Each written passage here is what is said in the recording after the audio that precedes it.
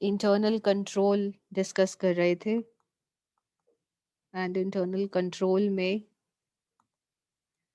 मैंने आपको क्या बताया था कि जब एक ऑर्गेनाइजेशन की मैनेजमेंट ऑर्गेनाइजेशन की एक्टिविटीज के लिए रूल्स, पॉलिसीज एंड प्रोसीजर्स बनाती है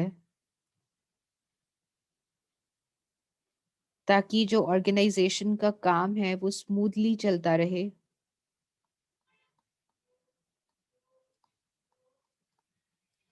और एम्प्लॉयज की एफिशिएंसी को इंक्रीज करने के लिए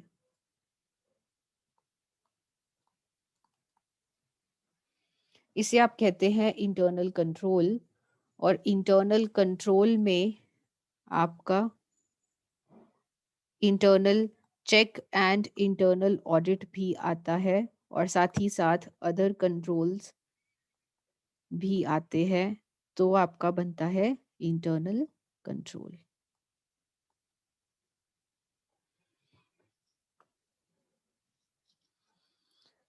हम लोग कल डिस्कस कर रहे थे forms of internal control. Forms of internal control में आपके 2 पॉइंट्स बचे थे, बाकी सब हो चुका है आपका। इंटरनल कंट्रोल के फॉर्म्स में हमने बात करी थी सबसे पहले कैश कंट्रोल की, कि जो कैश है उसके नियंत्रण के लिए मैनेजमेंट को रूल्स बनाने पड़ेंगे ताकि कैश में जो फ्रॉड्स और एरर्स की संभावना है उसको कम किया जा सके। सेकंड हमने डिस्कस किया था इसमें about control regarding trade transactions. Control regarding trade transactions, और ट्रेड ट्रांजैक्शंस में हमारा क्या क्या आता है? Sale, purchase, sale return, purchase return, ये सब आता है बच्चे। इन सब के रिगार्डिंग रूल्स बनाने जरूरी हैं ताकि जो गुड्स हैं उनका दुरुपयोग ना हो पाए। Third, control regarding employees remuneration. Employees remuneration, जो एम्प्लॉयज को सैलरी देते हैं उसके रिगार्डिंग भी नियम होने चाहिए ताकि सैलरी के रिगार्डिंग कुछ भी अगर फ्रॉड्स हों तो उनको रोका जा सके। कंट्रोल ऑन फिक्स्ड एसेट्स, इसमें हमने डिस्कस किया था कि जो फिक्स्ड एसेट्स हैं वो बहुत कॉस्टली होते हैं, और अगर यहाँ पर कोई फ्रॉड हुआ तो ऑर्गेनाइजेशन को बहुत हैवी लॉस होता है। इसीलिए कौन पर्सन फिक्स्ड एसेट्स का ऑर्डर प्लेस करेगा, कौन एम्प्लॉई फिक्स्ड एसेट्स को रिसीव करेगा, कौन सा एम्प्लॉई ऐसा होगा जो फिक्स्ड एसेट्स की अकाउंटिंग करेगा, डेप्रिसिएशन की प्रोविजन बनाएगा, ये सब रूल्स अच्छे से क्लियरली डिफाइंड होने चाहिए ताकि फिक्स्ड एसेट्स से रिलेटेड जो भी फ्रॉड्स हैं उनको कंट्रोल किया जा सके। Next is control regarding investments. ये आज का हमारा नया पॉइंट है, कंट्रोल रिगार्डिंग इन्वेस्टमेंट्स। इन्वेस्टमेंट क्या होता है? निवेश। एक कंपनी अपने जो सरप्लस फंड्स हैं, सरप्लस फंड्स, सरप्लस फंड्स क्या होते हैं? एक्स्ट्रा मनी, फालतू पैसा जो किसी ऑर्गेनाइजेशन में पड़ा हुआ है उसको वो कंपनी कहीं ना कहीं निवेश कर देती है। ठीक है जी, इसको कहीं निवेश कर देती है। फॉर एग्जाम्पल किसी कंपनी के शेयर्स परचेज कर लेती है, एफडी करवा लेती है, डिबेंचर्स खरीद लेती है, एटसेट्रा। सो इस तरह एक कंपनी अपने सरप्लस फंड्स को निवेश करती है। अब ये जो इन्वेस्टमेंट्स के रिगार्डिंग जो भी फ्रॉड्स होते हैं, इन्वेस्टमेंट से रिलेटेड जो भी फ्रॉड्स होते हैं, ये कौन करता है?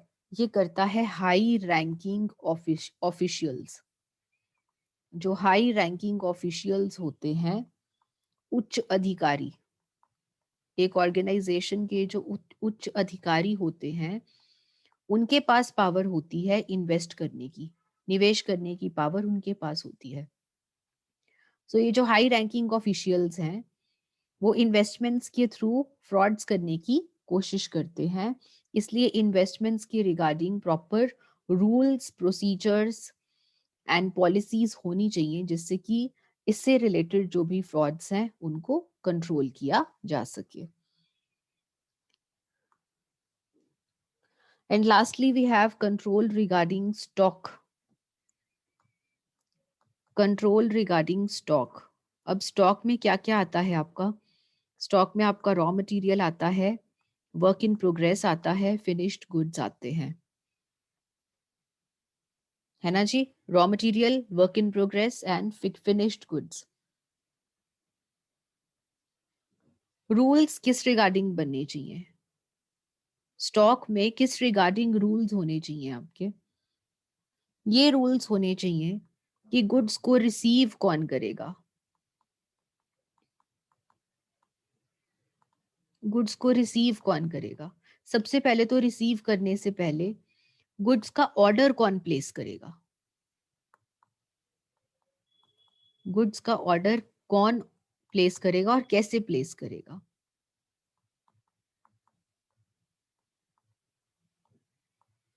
गुड्स का ऑर्डर कैसे प्लेस किया जाएगा,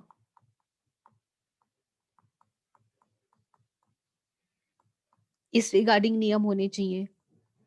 कौन गुड्स का ऑर्डर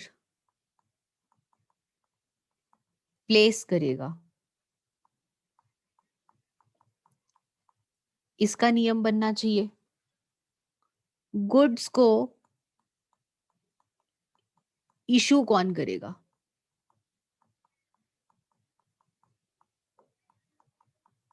ये देखिए यहां पर गुड्स पड़ी है आपकी, रॉ मटेरियल पड़ा है या वर्क इन प्रोग्रेस पड़ा है, और ये गुड्स मान लीजिए प्रोडक्शन डिपार्टमेंट को चाहिए, प्रोडक्शन डिपार्टमेंट को ये गुड्स चाहिए। तो इन गुड्स को प्रोडक्शन डिपार्टमेंट को इशू कौन करेगा और इशू करने का प्रोसेस क्या रहेगा, साथ ही साथ इशू करने का प्रोसेस क्या रहेगा, किस तरह से इशू की जाएंगी ये गुड्स।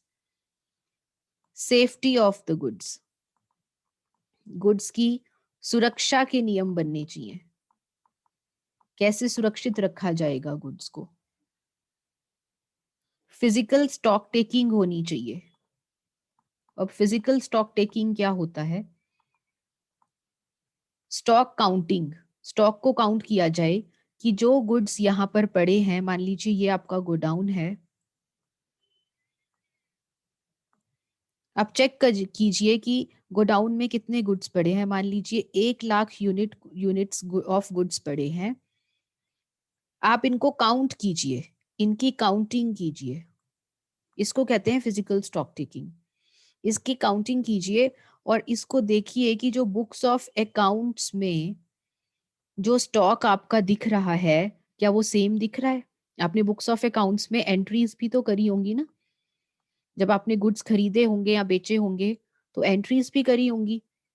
तो बुक्स ऑफ अकाउंट्स में जो स्टॉक दिख रहा है, उसको आप मैच कीजिए अपने फिजिकल स्टॉक के साथ। क्या ये मैच होता है?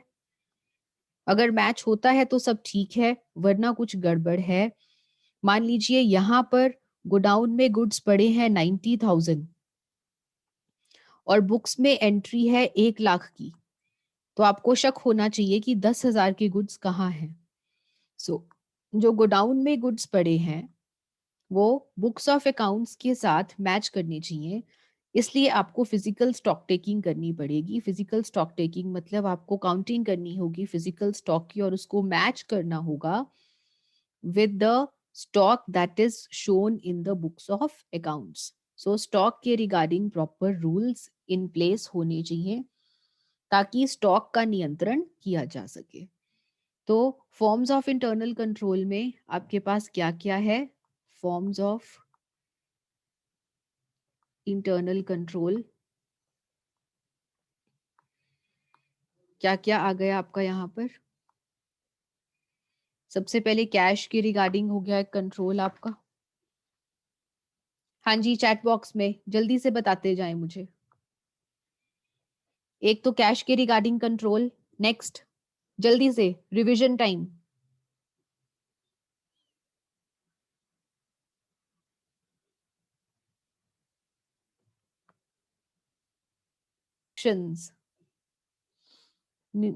संजना से ट्रेड ट्रांजैक्शंस का कंट्रोल,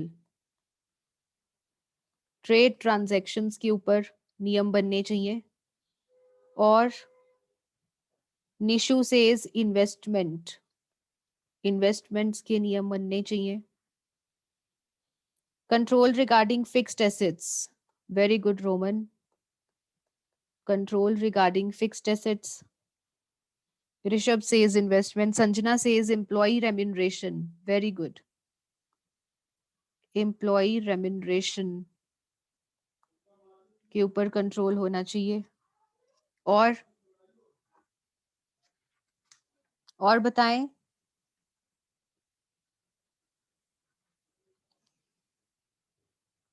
एक और रहता है बेटा, अभी जो हमने लास्ट में किया है, कंट्रोल रिगार्डिंग स्टॉक। तो ये आपके 6 टाइप्स ऑफ इंटरनल कंट्रोल हैं।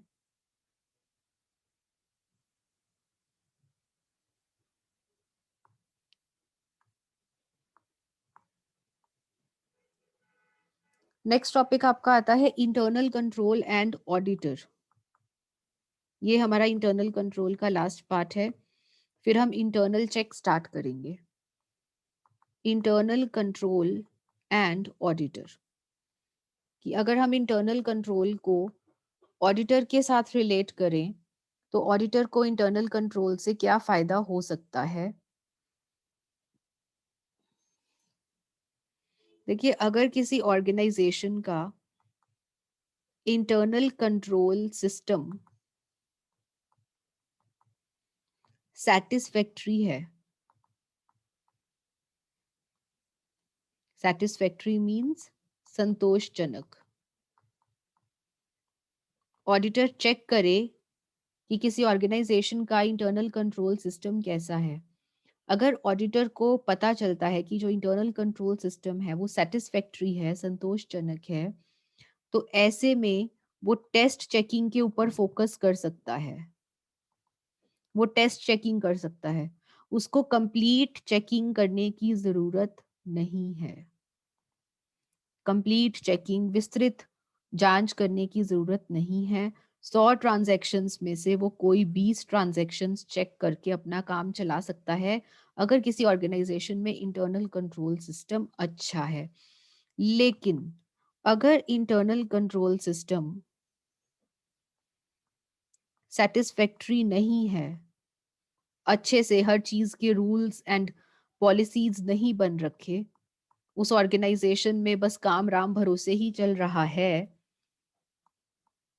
फ्रॉड्स और एरर्स के पूरे पूरे चांसेस हो सकते हैं।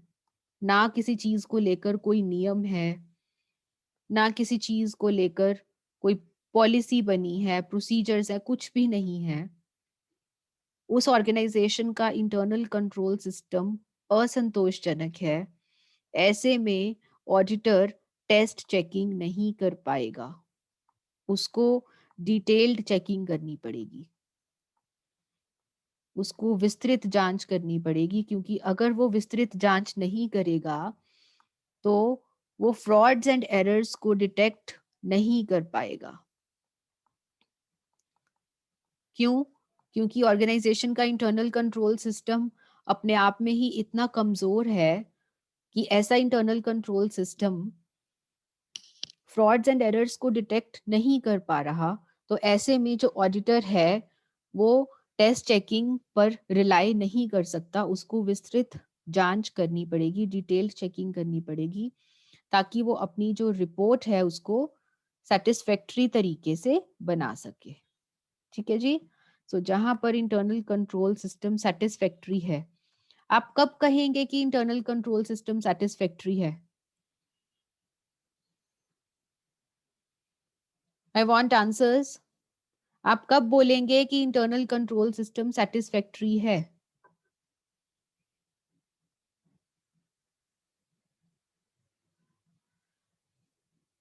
जब हर activity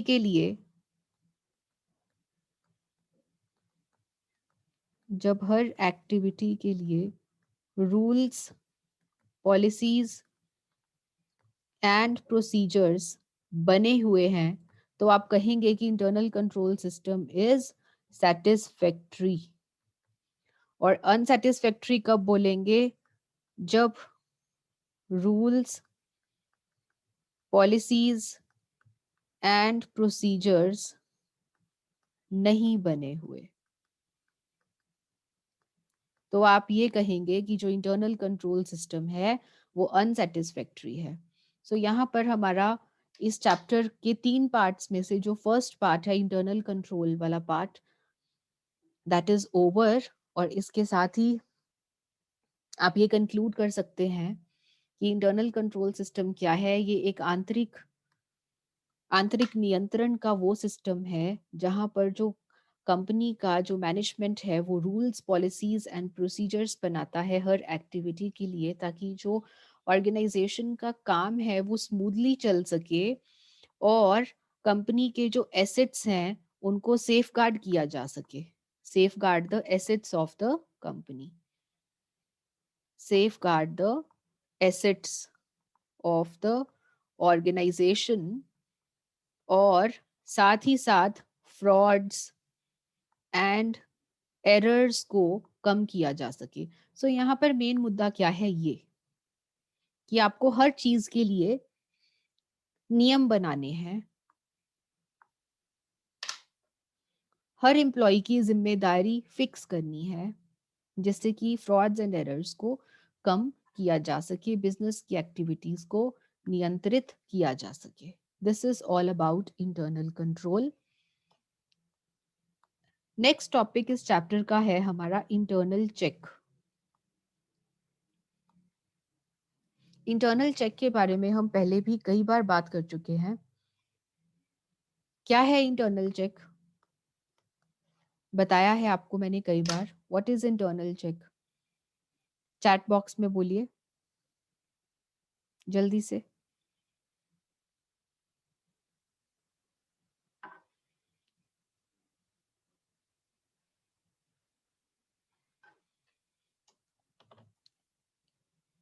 Internal check system is a system.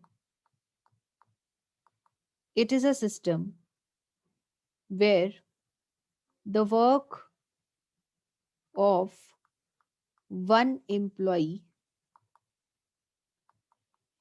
is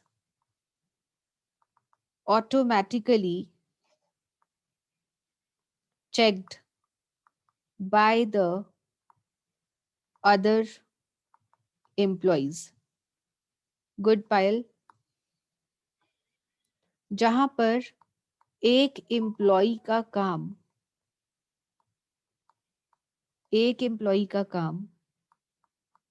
दूसरे एम्प्लॉय द्वारा खुद ब खुद चेक हो जाता है।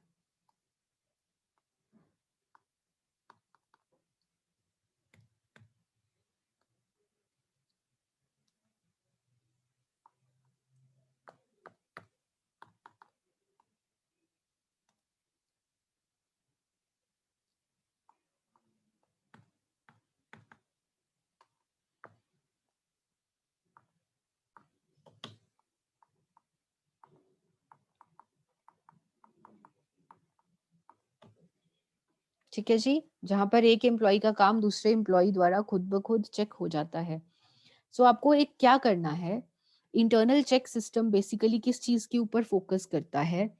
देखिए, एक ट्रांजैक्शन जब होती है तो उस ट्रांजैक्शन में कई चीजें होती हैं। आपको क्या करना है कि एक ट्रांजैक्शन का पूरा काम सिंगल एम्प्लॉय को नहीं देना। एक ट्रांजैक्शन का पूरा काम आपको एक एम्प्लॉय को नहीं देना। आपको एक ट्रांजैक्शन का पूरा काम डिवाइड करना है among different employees। आपको एक एम्प्लॉय को एक ट्रांजैक्शन का पूरा काम नहीं देना। फॉर एग्जाम्पल इसमें देखिए, आप कॉलेज में फीस डिपॉजिट करवाने जाते हैं। हम एक एजुकेशनल इंस्टीट्यूशन की बात लेते हैं। एजुकेशनल इंस्टीट्यूशन, एक एजुकेशनल इंस्टीट्यूशन में आप फीस डिपॉजिट करवाने के लिए जाते हैं, तो एक क्लर्क रखा हुआ है जो कि फीस कलेक्ट करेगा, collection of fees of all arts students, सारे आर्ट्स के बच्चों की फीस कलेक्ट करेगा। एक दूसरा क्लर्क रखा है जो कि फीस कलेक्ट करेगा कॉमर्स स्टूडेंट्स की, ऑफ ऑल कॉमर्स स्टूडेंट्स। एक तीसरा क्लर्क रखा है जो कि बुक्स में एंट्रीज करेगा,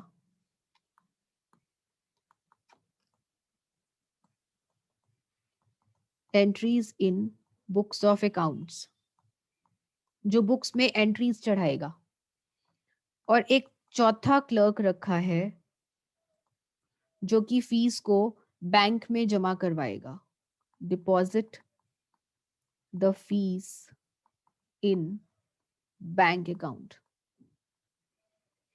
सो देखिए, एक ही ट्रांजैक्शन को आपने किसी एक एम्प्लॉय के हाथ में नहीं दिया, आपने उस ट्रांजैक्शन को अलग अलग एम्प्लॉयज के हाथ में विभाजित कर दिया।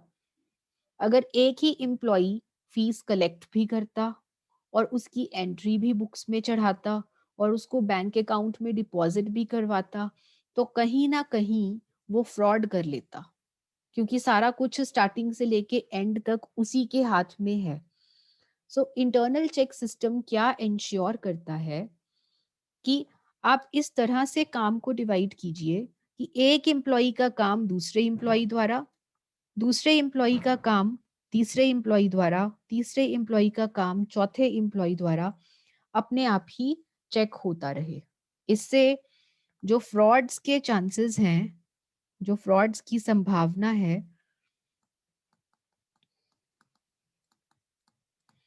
वो कम हो जाएगी। क्यों? क्योंकि एक एम्प्लॉय का काम अगले एम्प्लॉय द्वारा अपने आप चेक हो रहा है। तो जब तक ये चारों आपस में मिल नहीं जाते तब तक ये फ्रॉड नहीं कर सकते। सो आपको क्या करना है कि एक ट्रांजैक्शन को आपको स्टार्टिंग से लेकर एंड तक, स्टार्ट टू एंड, शुरू से आखिर तक आपको सिंगल एम्प्लॉय के हाथ में नहीं देना। आपको सिंगल एम्प्लॉय के हाथ में नहीं देना, आपको इसे डिवाइड करना है, आपको इसका विभाजन करना है among डिफरेंट एम्प्लॉयज। अलग अलग एम्प्लॉयज के हाथ में आपने उस कार्य को देना है। क्योंकि यदि आप एक ही एम्प्लॉय के हाथ में शुरू से लेकर एंड तक एक ट्रांजैक्शन दे देंगे, तो कहीं ना कहीं जो फ्रॉड्स के चांसेस हैं वो बढ़ जाएंगे। हो सकता है कि जो फर्स्ट क्लर्क है, मान लीजिए कि आपने फर्स्ट क्लर्क को ही सारा काम दे दिया, वही फीस कलेक्ट करेगा, वही बुक्स में एंट्री चढ़ाएगा, वही फीस को डिपॉजिट करवाएगा बैंक में। तो यहाँ पर वो क्या करेगा, हो सकता है कि वो कुछ रुपए अपने पास रख ले, उसकी एंट्री बुक में ना चढ़ाए और उसको बैंक में भी डिपॉजिट ना करवाए। सो हो गया ना यहाँ पे फ्रॉड का चांस। यही अगर ये सब चीजें आपने अलग अलग एम्प्लॉयज के हाथ में दे रखी हैं, तो वहां पर जो फ्रॉड है वो एलिमिनेट हो जाएगा। अगर खत्म नहीं हो सकता तो कम तो हो ही सकता है। This is what is known as internal check. Internal check में आपको टोटल जो वर्क है वो इस तरह से डिवाइड करना है ताकि स्टार्टिंग से लेकर एंड तक का पूरा काम किसी एक एम्प्लॉय के हाथ में ना देकर सभी एम्प्लॉयज के बीच में डिवाइड किया जाए, so that the possibility of frauds may be eliminated, or if not eliminated, can be minimized. This is all for today. Keep revising the previous sessions, and I'm going to conduct an oral test, I think in within 2 to 3 days. So that's all for today.